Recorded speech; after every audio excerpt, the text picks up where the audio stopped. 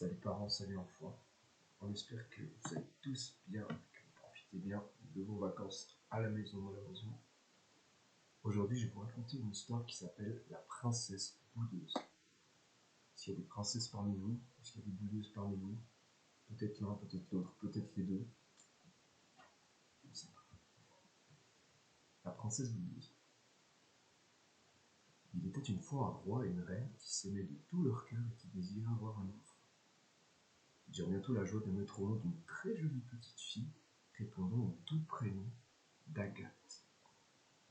Tout le monde était aux petits soins pour la nouvelle princesse. Être aux petits soins, ça veut dire qu'on prenait beaucoup soin d'elle.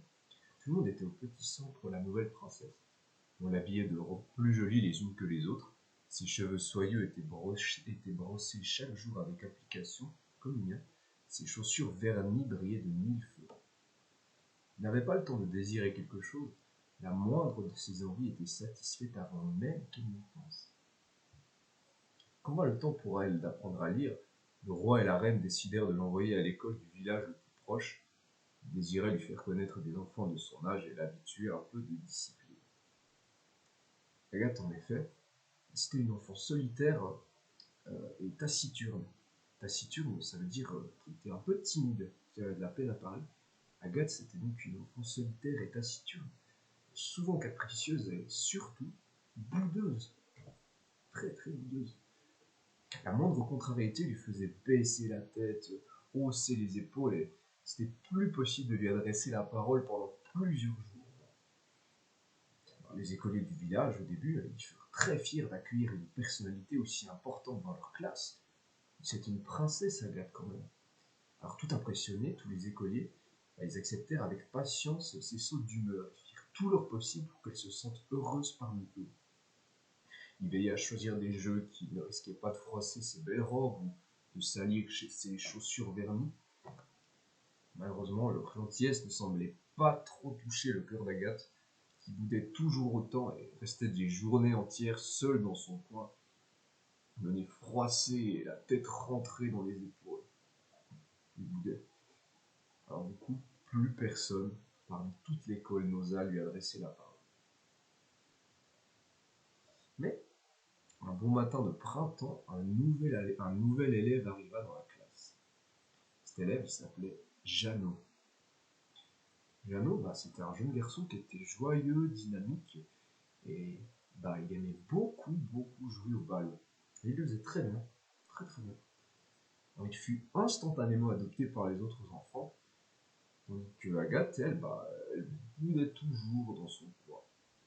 Alors intrigué, Jeannot, qui venait d'arriver, il s'approcha et demanda doucement à Agathe « Salut, je m'appelle Jeannot et toi ?» Pour toute réponse, la princesse lui tourna le dos. « Elle boude depuis des mois, » expliqua un autre élève. « C'est la princesse boudeuse. » Et Jeannot n'était pas du genre à se laisser impressionner, c'était pas rigolo. Et il n'allait pas se laisser impressionner par une princesse, même si elle était boudeuse. Mais il savait juste pas comment la faire sortir de son coin, comment la faire arrêter de bouder.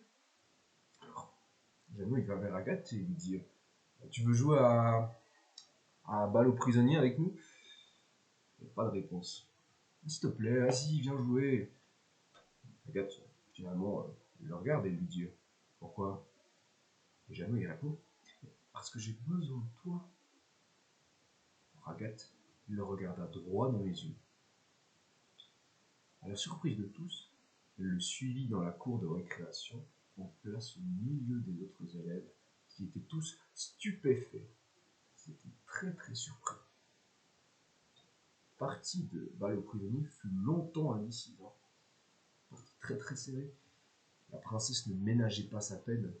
Elle se révéla très habile finalement. Elle fit gagner beaucoup de points à son équipe. Le jeu de balle aux prisonniers. Et finalement, grâce à tous ses efforts, et parce qu'elle s'amusait beaucoup aussi en fait, grâce aux efforts d'Agathe, c'est son équipe qui finalement remporta la victoire. Ça, là, ses coéquipiers, ils étaient trop contents alors. Ils la félicitèrent, ils l'applaudirent, ils allèrent vers elle. Ils étaient tout contents.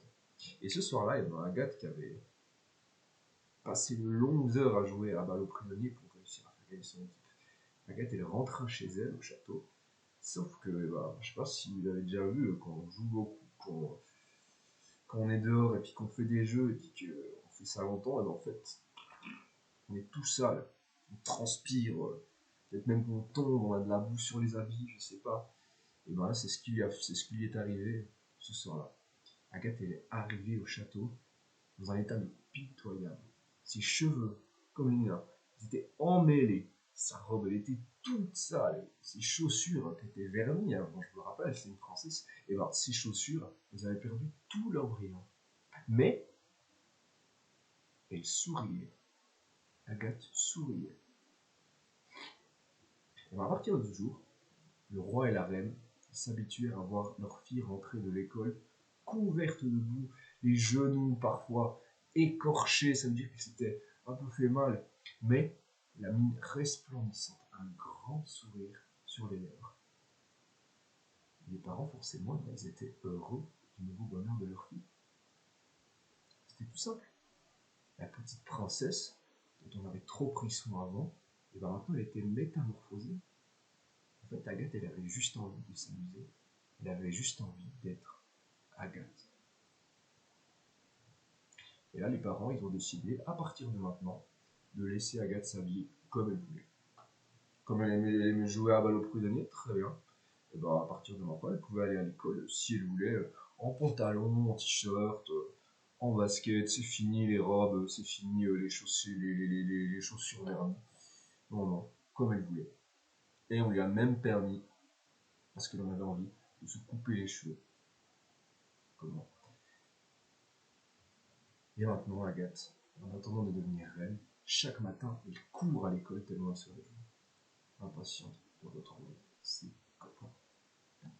C'est la fin.